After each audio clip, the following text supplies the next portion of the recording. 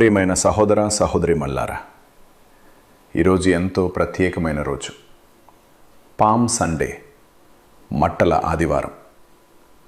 మన రక్షకుడైన యేసుక్రీస్తు మహిమగా యెరూషలేములో ప్రవేశించిన రోజు.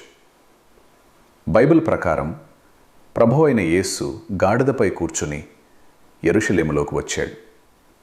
ప్రజలు ఆనందంతో హోషన్న, ప్రభునామమున వచ్చువాడు ధన్యుడు అని కేకలు వేశారు. ఖజూరపు కొమ్మలు ఊపుతూ దారిలో పరచి యేసును రాజుగా స్వాగతించారు. కానీ ఇక్కడ ఒక గొప్ప సందేశం ఉంది. యేసు గొప్ప రాజు అయినా ఆయన వినయంతో వచ్చాడు.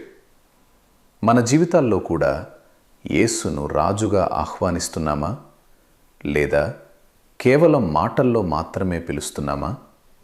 ఈ పామ్ సండే రోజు మన హృదయాలను యేసుకు తెరవాలి. ఆయనను మన జీవితాల రాజుగా చేసుకుందాం.